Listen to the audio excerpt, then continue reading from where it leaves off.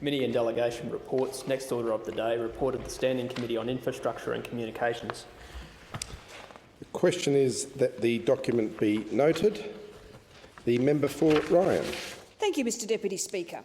I rise to speak on the inquiry into the role and potential of the National Broadband Network conducted by the House of Representatives Standing Committee on Infrastructure and Communications, and in doing so I speak in support of the dissenting report. As the coalition members of the committee stated, to be meaningful, this inquiry should have been conducted before the decision to spend $43 billion plus on the NBN, and it should have been structured as a cost-benefit analysis rather than a shopping list of benefits without any consideration of cost. There can be no denying the terms of reference for the inquiry were designed to provide a feel-good, supportive report for the already in progress rollout of a national broadband network.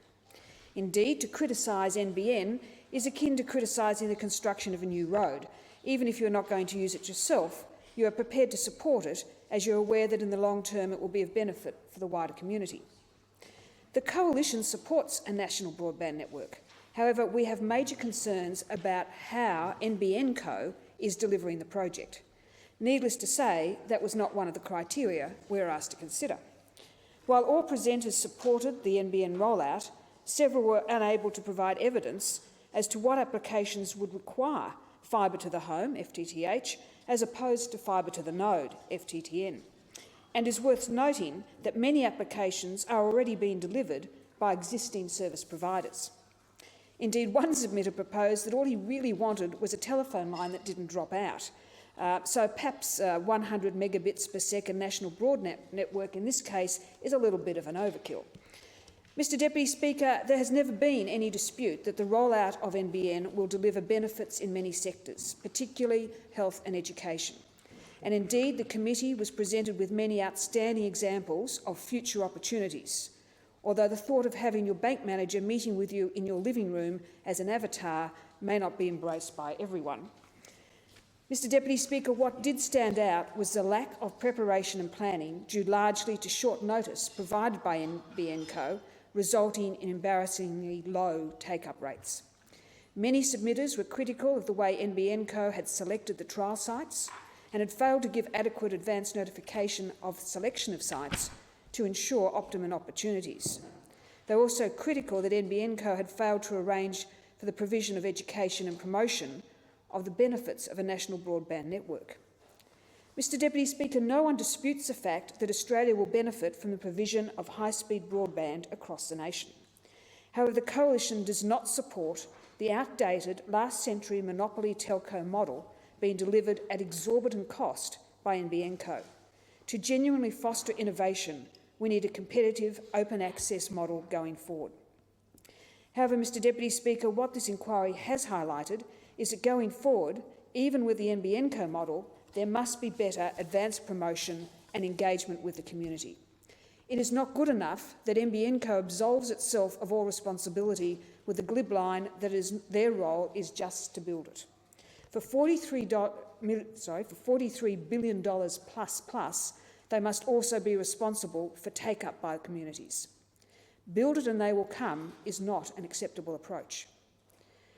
Mr Deputy Speaker, I do wish to record my appreciation to all those organisations and individuals who went to the effort of making a submission to the inquiry, and particularly those who welcomed us on our many site inspections. I also want to place on record my appreciation to the dedicated and hard-working members of the Secretariat, in particular Julia Morris, Andrew McGowan and James Nelson. And finally to my parliamentary colleagues, whose company I enjoyed on our interstate fact-finding missions. While we are in furious agreement as to the potential benefits of NBN, we will stay divided on how it should be delivered. I thank the member for Ryan. The question is that the document be noted. The member for Lyne. Thank you, Mr Deputy Speaker. And I start where the previous speaker finished and certainly thank the Secretariat for their work, thank fellow members of this committee for their work. I was probably the recalcitrant member of this committee, but I thought it was important to play that link to the NBN committee, the Joint Standing Committee of which I chair, and make sure that there was as seamless a transition in this report, and very good report, titled Broadening the Debate, with the ongoing work that will take place through the Joint Standing Committee of the National Broadband Network. I think the work that has been done in this report is important and does deserve to be read by as many people as possible, both the main substance of the report and the dissenting report. I think there is some really good considerations for the Parliament in what we are trying to do in dealing with the need for speed in improved information communication technology in Australia today. There is a broad consensus in this Parliament and the community on the importance of better ICT. A recent report by Deloitte Access Economics titled "The Connected Continent: How the Internet is Transforming the Australian Economy" found that the direct contribution of the internet to the Australian economy is set to increase by $20 billion over the next 5 years, from $50 billion to roughly $70 billion. The report estimates that approximately 80,000 more Australian jobs will be available in areas directly related to the internet as a result. It is a sector now developing all of its own, not just a tool for all other sectors to use.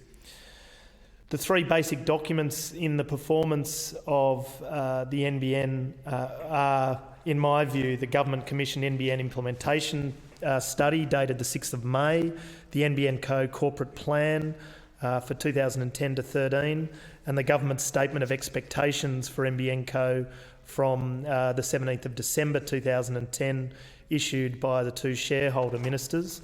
And all of those are publicly available, and this report, alongside the Joint Standing Committee on NBN's first report released this week, I think are the foundation documents that are all open for everyone who is interested to have a look at and get a greater understanding of what exactly is trying to be achieved.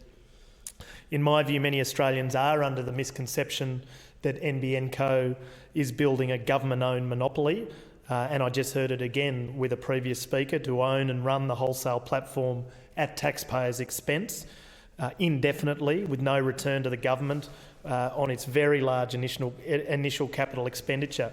In my view, this is an incorrect assessment of what the final product will look like and what the true return to the taxpayer really is.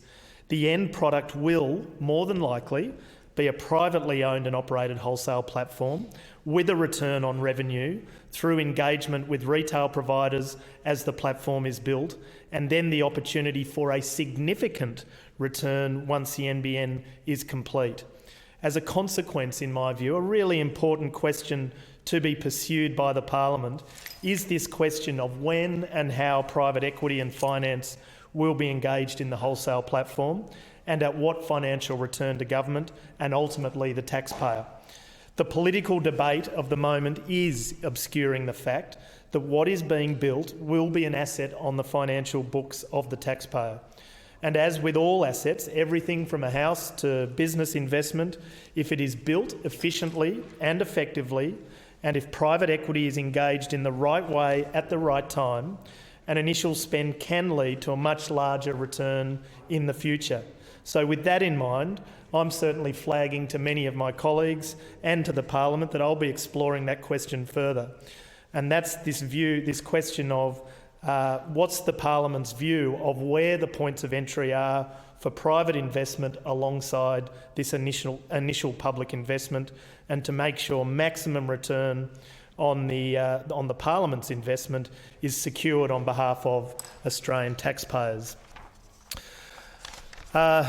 This Broadening the Debate report, importantly in my view, raises a question that was also brought up in many evidence received by the NBN committee itself, and that is the question of just how NBN-ready government itself is. I think there is some very good education and promotion work being done by government to try and get community and business as NBN-ready as possible. Many, however, through the evidence gathered through the two reports, wanted to turn that question in on itself and ask government itself just how NBN ready it is. And I think it's a fair question and an important one for government itself to reflect upon. In tax collection, as just one example, countries such as South Korea, who have already got the 100 megabits per second to the home, tax collection in that country, 80% of it now is done online. Hallelujah, I think, for anyone in a complex Australian tax system to compare to that, and the tool of fast and more reliable internet in the communication with the tax office. In Australia at the moment, about 20% of tax lodgements are done online. There is a huge opportunity for some simple but important administration work on behalf of the community and the business community that government could actually lead on by the tax office to really improve business life and community life in Australia. Issues around content and copyright. There's discussions now going on with the Attorney Generals and many other players involved, but it hasn't been nailed yet, and I think there's some urgency in that work as we now move to much more of an online environment. If people can easily have products stolen online or abused online, and copyright laws are breached or unclear, we have a real problem in the nature of business in Australia today as we transition into this greater use of the internet for a whole range of different applications. The third example, which in evidence gathered, which I thought was a really practical one and really fulfills the use of the internet in the future to value add to services of the past, was evidence gathered by the Post Office Owners Association and really wanting to engage with the technology and the applications available, but making the point that there's over 400 post offices, yes, they're franchises of a government business enterprise, that still don't have really good access to online services connected to their post office. And if we are fair income about the post office being a community hub, particularly for many rural and remote communities, for not a lot of money in government terms, I think it's around the $7 to $9 million, we could deliver over 400 communities through their post office with much improved communications opportunities and really make that post office of the past still the community hub of the future. So that's, one practical example of evidence given that I hope government reflects on in its desire to be NBN ready as much as the broader community to be NBN ready. The only other point I'd like to make that is coming out loud and clear is the issue of education. I think partly because of the nature of the adversarial political debate, partly because we are venturing into new areas of thinking and technology, a large number of people in the Australian community and a large number of people in the Australian business community are still wanting to and in need of greater understanding of just what is this product that is being built. There needs to be work by government done and much greater work in educating communities in the applications that are possible via the internet, and I would hope an organised education campaign that sits alongside the 9 to 10 year rollout very much is part of government's agenda. And I finish with a story, and it was on a trip a few of us made to Broken Hill on a related committee. The Shadow Minister was part of that trip to Broken Hill. There was a lovely story about a small town called Saddlepack, where a very, very small remote community has essentially, via using old car antennas and a bit of duct tape, managed to build their own communication system so that they communicate with the Royal Flying Doctor Service that operates out of Broken Hill. It would be wrong to assume too much about communications in Australia today when you hear communities such as Saddlepack having to build their own communication systems via car antennas and some duct tape.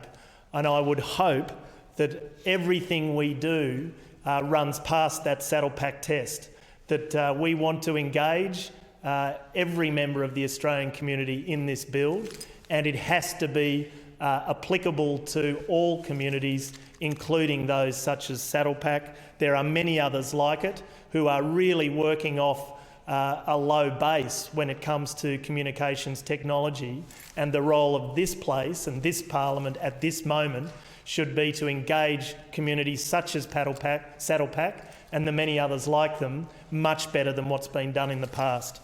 Thanks, Mr Deputy Speaker. Thank the member for Lyne. The question is that the document be noted. The member for Wentworth. Thank you very much, Mr Deputy Speaker. I want to commence by congratulating the committee on its work in producing this report, and in particular the coalition members whose dissenting report, written by Paul Neville, the member for Hinkler, the member for Ryan and the member for Bradfield, is an outstanding analysis of the defects, pointing to the defects in the arguments given in favour of the NBN, and really goes to the very heart of the problem here, that we have a gigantic infrastructure project being undertaken by the federal government with inadequate planning, inadequate preparation and, above all, no cost-benefit analysis. At no point did the federal government, the Gillard government or the predecessor, the Rudd government, address this question, which is surely the core question. What is the fastest and most cost-effective way to ensure that all Australians can have access to very fast broadband? And how do we do that in a way that ensures it is affordable, recognising that the biggest barrier to internet access is not technology, nor is it indeed geography, but it is lack of household income. Households with incomes of $40,000 a year or less are 8 times more likely not to have access to broadband or to the internet indeed, than higher income households. And yet we see, with the way the NBN is being undertaken, we see a heavily capitalised, over-capitalised government monopoly, which by reason of it being a monopoly will have both the incentive and the means to charge higher prices. Now, we know that from the OECD that over the last 5 years or so, broadband prices in Australia have declined by 69%. Why was that? That was because of competition. There was no other reason. Because businesses don't reduce their prices out of a caring generosity towards their customers. They reduce their prices to respond to competition, because somebody else is trying to get their business by offering a better deal. And so they cut their prices in response. That's what's driven lower prices. And yet we see with the NBN an end to competition because the NBN will be, as conceived by this government, the only fixed-line connection for voice and broadband to households. So the HFC cable, which currently passes 30% of households, will not be able to be used by Optus or Telstra, the owners of the 2 HFC networks, to offer broadband, let alone voice services, in competition with the NBN. There is no reason to do that other than to protect the already dodgy economics of the NBN. Now, in every other country in the world, governments, wherever they can, promote facilities-based competition. And around the world, the industry and governments and regulators alike are absolutely aghast that Australia not only is spending an extraordinary amount of money, government money, on this broadband initiative, but that it is actually setting out to eliminate competition. Because everywhere else, and the Korean Communications Commission emphasised this to me most emphatically when I was visiting them in Seoul not so long ago.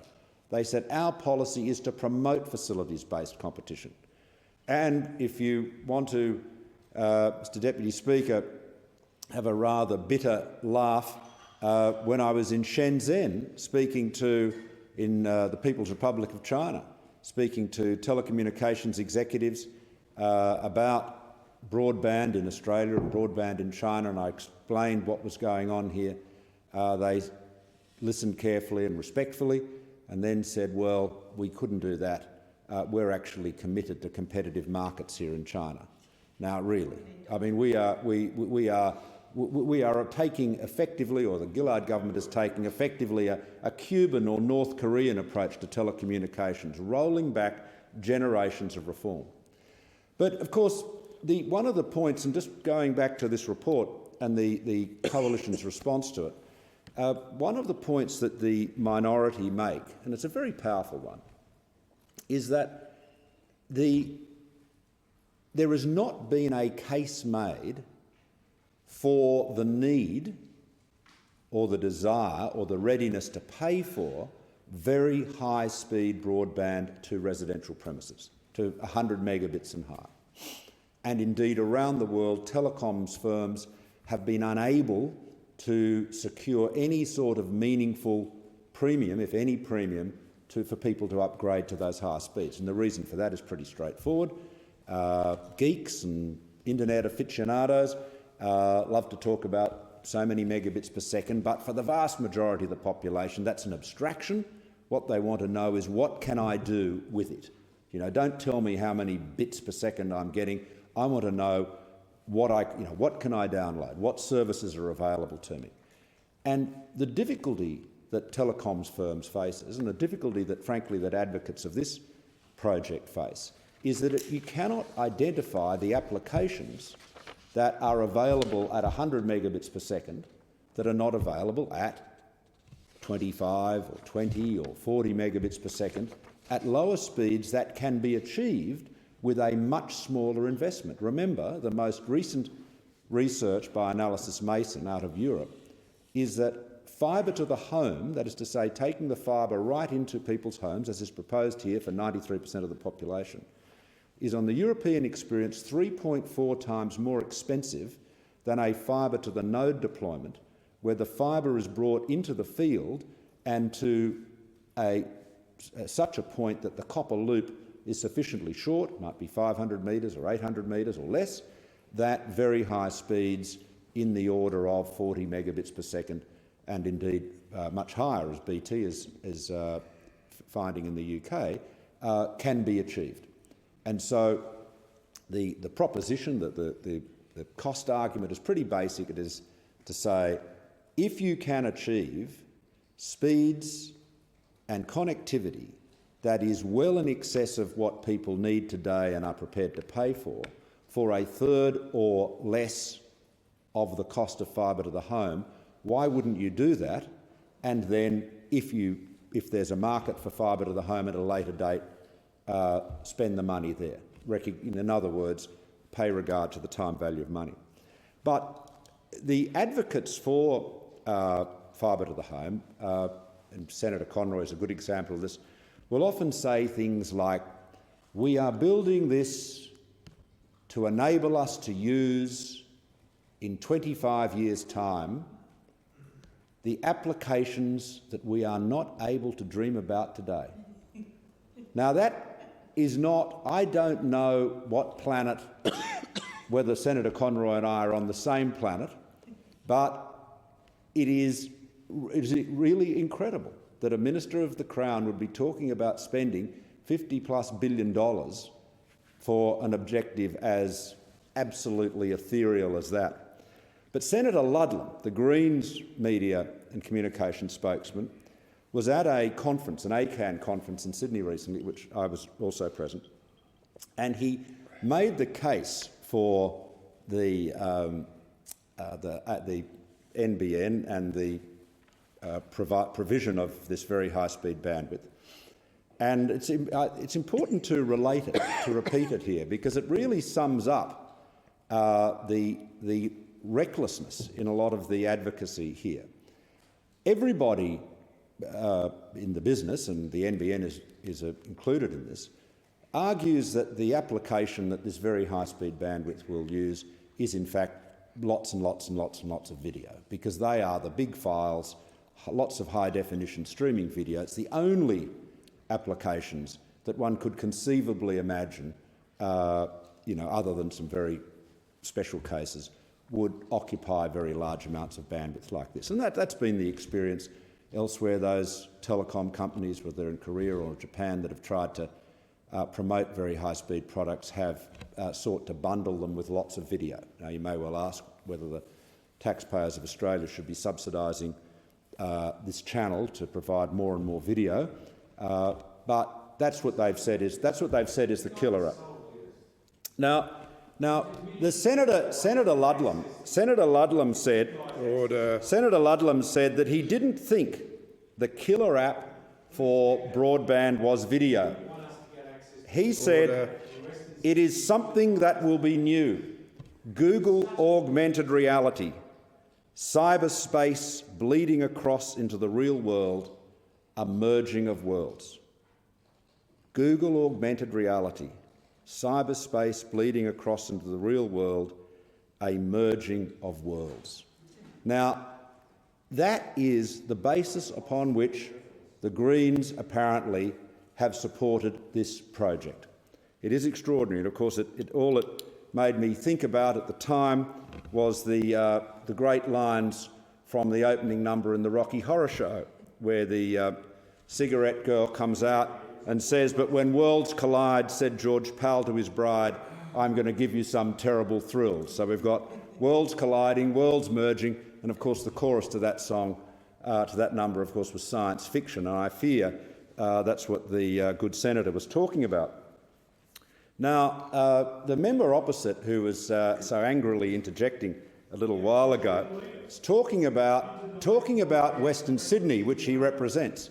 There are many areas in our cities, and indeed in our regions, where there is inadequate broadband services. The need to upgrade those services to a very fast speed is undoubted. But a government that was responsible and members of parliament who were thoughtful and careful about taxpayers' money and who recognised that their constituents had infrastructure needs over and above better broadband would surely argue for a technological solution that not only delivered the upgrade more quickly, but delivered it at the least cost. And the answer to Western Sydney is to the areas that have been poorly served. The member for Wentworth will resume his seat. The members to my right will cease interjecting. I can see names on the list of who the next speakers are. There's ample opportunity, and you'll get ample opportunity to respond in your contribution to this main committee. Member for Wentworth. Thank you, Mr Deputy Speaker.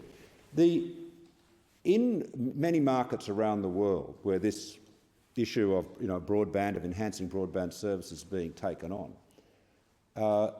the growing trend, or the more active trend, if you like, is not to continue with fibre to the home rollouts in broadband brownfield areas, other than in areas which are very affluent and there's a sense that you can generate adequate revenues, and that, of course, that's essentially what Verizon did in the United States.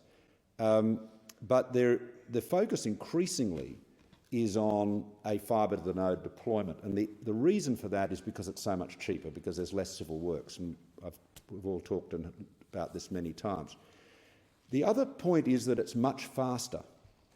Now, to say to somebody who has got poor broadband services because they're on a rim, or because, for reasons of topography, while they might only be a kilometre or so from the exchange as the crow flies, for reasons of topography, a river, a piece of harbour or cliffs or something, the loop of copper that connects their house to the exchange is very long, might be several kilometres or 4 kilometres, who knows. Those situations, to say to those people, you will get great broadband fibre to the home, but it could take 10 years, is not much of a solution.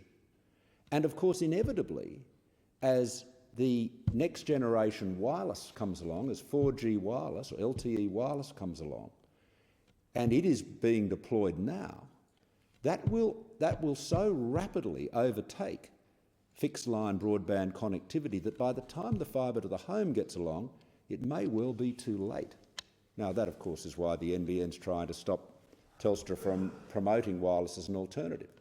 But so in other countries where a more rational approach is taken, incumbents are using a fibre to the node deployment because they want to get in before LTE can seize their customers. And that here, while that may not be the prime motivation, the key motivation should be building the solution quickly so that the honourable member's constituents get the broadband they need and get it in a timely way. Be noted. The member for Throsby. Thank you, Mr Deputy Speaker. I was a member of the committee that conducted this inquiry together with my colleague who is in the chamber today, the member for Chifley. And can I start by expressing my thanks to my fellow committee members, the chair, the member for Cunningham, together with the Secretariat staff who did not only an excellent job in arranging the extensive fieldwork and inquiry that we did, providing us with excellent briefing documents, but also assisting in the compilation of this fantastic report. And I'm sure I'd speak on behalf of every committee member, even those who submitted a dissenting report, in saying that the support provided by the Secretariat was nothing short of first class. One of the defining features of the first 90 years of this federation, Mr Acting Deputy Speaker, was the willingness of those earlier generations of Australians to make sacrifices for the future generations and in aid of nation building. And it's because they were willing to make those sacrifices that today we enjoy the benefits of a national railway system, the great railway links between the East Coast and the West Coast and the North-South rail links. We enjoy, by international standards at least and by regional standards, good systems of roads and highways, some of the best ports in the Southeast Asia region. We have a telegraph and a telephone system which, at least for the first 60 years of federation, stood out in the region and in this part of the world as one of the icons of development. And these things didn't happen for any reason. They happened because earlier generations of Australians and their leaders in government had foresight and the willingness to make sacrifices for future generations. Against this background, it's quite disappointing that when we look at recent ABS data, we see that governments today, and this is governments at local, state and federal level, are now spending $25 billion a year less in 2010 terms than they were during the 1960s and 70s on public works. That's right, Mr Deputy Speaker. $25 billion a year less in real terms than they were in the 1960s and 70s. And this at a time when the income that we are receiving from the resources boom is at record highs. Some estimate our national income is growing by somewhere in the vicinity of $190 billion per annum. So it really is a cause of great shame that this generation of Australians, for a significant part of the last decade, have not shown the same degree of foresight as our earlier generations in investing in infrastructure and public works for future generations. And the NBN, the National Broadband Network, is perhaps a standout example which runs against the trend of the last 15 years. Because here we have a government backed by the Australian people, because let's not forget this went to no less than 2 federal elections, have backed the government's visionary plan to reverse that trend, that failure to invest in infrastructure, to build a national broadband network, a cost of $35.9 billion to the Commonwealth, but an investment in our future. The previous speaker, the opposition spokesperson and the member for Wentworth made great fun and had great personal amusement, at least, about this investment, and he's been carrying on at great length about the fact that what we are doing with this national broadband network is effectively building beyond the capacity or the need of the current nation.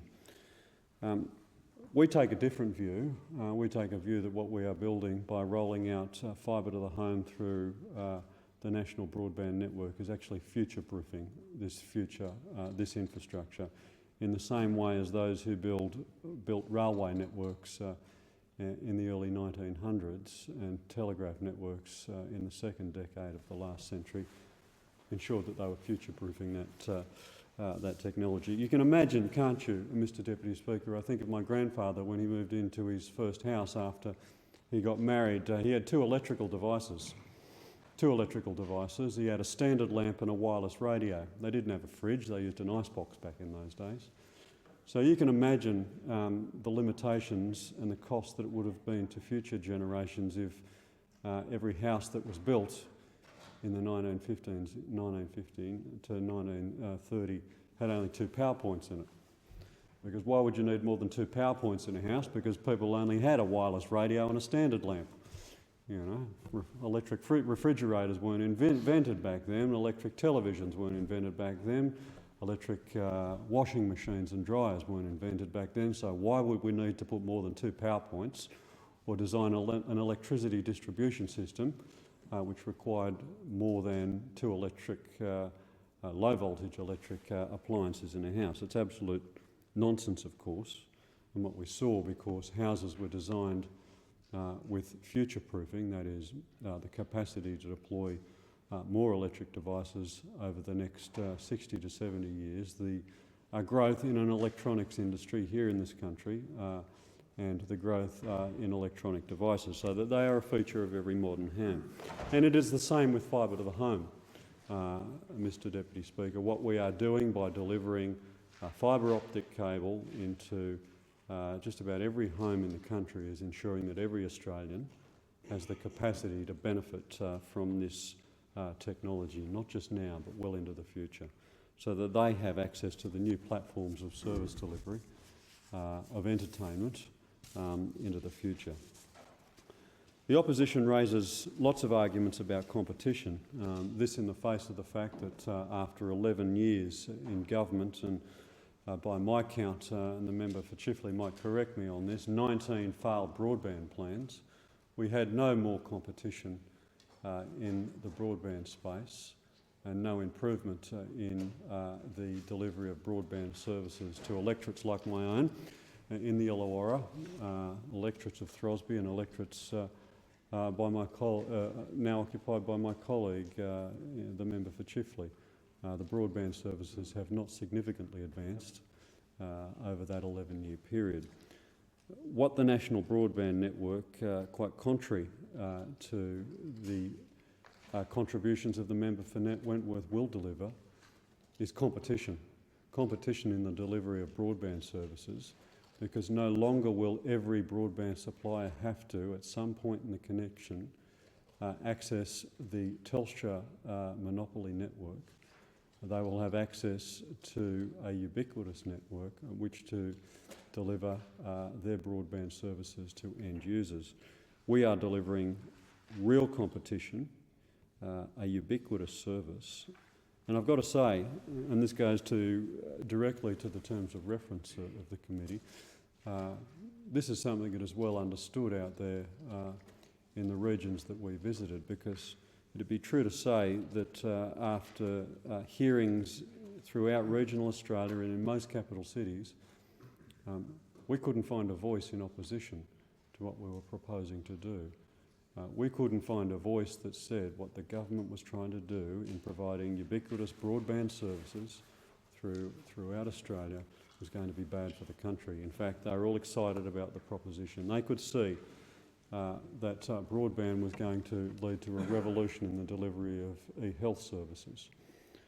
We heard stories from people who gave evidence to the committee where they were able to deliver electronic monitoring, internet-based monitoring for elderly Australians in their living room, delivered by doctors who might not even live in the same state, literally thousands of miles away, providing services that would not otherwise be able to be delivered to those people.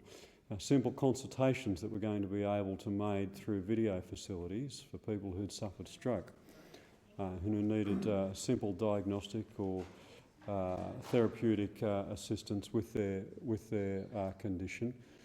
Previously, those patients would have to engage in 3 and 4 hour round-trip journeys to travel from their remote location to a major centre where they can consult with a physician, perhaps for 5 minutes. Half a day's trip to have a 5-minute consultation, great cost to the individual and inconvenience to the individual, could now be delivered from a person's living room via a doctor who is delivering the consultation from their normal place of practice. And when those opposite mock the fact that the greatest use of this new broadband service is going to be through the delivery of video, they miss the real point. They miss the real point. Yes, the delivery of the provision of ubiquitous broadband services will lead to an absolute ballooning in the use and the capacity of video services to be delivered. But this is not just about home videos and entertainment.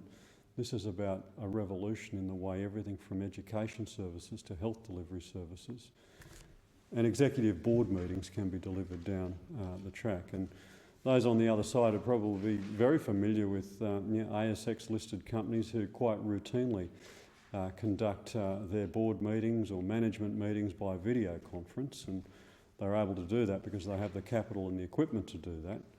What the NBN will deliver is the capacity for small businesses to be able to have those meetings with clients throughout Australia and throughout the world, and for ordinary Australians to have access to those video link services from their very living room. So the evidence that we heard, and it's well documented in the majority report, is not only the delivery of the NBN going to be a boon for the delivery of e-health services, not only is it going to provide great opportunities for the delivery of online training and education services. We heard some fantastic evidence from universities and other training providers about how the NBN would enable their universities to be able to provide services to students who might live in remote Australia and give them the same access to quality education, lectures and online tutorials that would currently require somebody to live in a capital city or to reside in the vicinity of that university. So it will literally expand the access to those education services to people who currently would not have the ability to have access to those services. It closes the gap.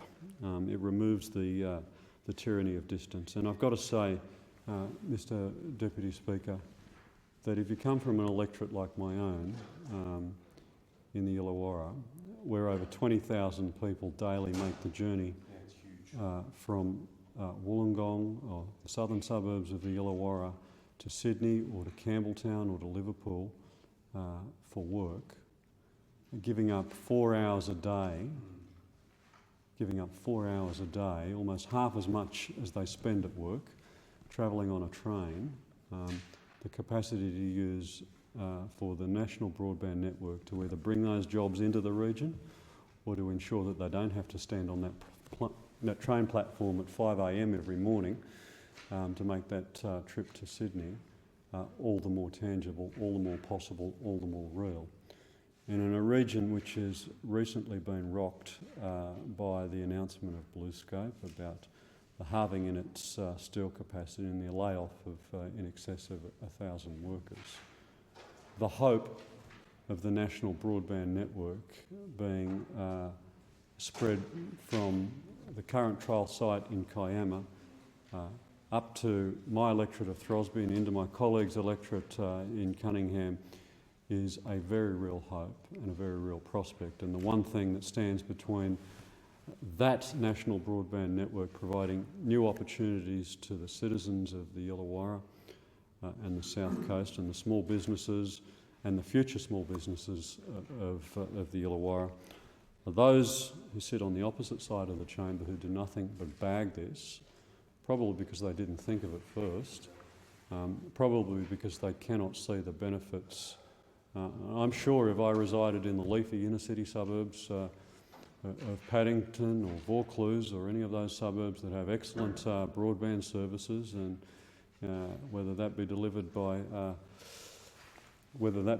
fibre optic cable or wireless, then I wouldn't see the need for a national broadband network. But when I live or visit the parts of my electorate, towns like Albion Park, which can't even get wireless broadband services, one of the fastest growing suburbs in my electorate, can't even get wireless broadband services, let alone broadband services by fixed line, then it's a very different story. So it's an excellent report and I commend it to the House. Time has expired. The member for Chifley. Deputy Speaker, I'd move that the debate be adjourned for another All time. those that opinion say aye. To the contrary, no. The ayes have it.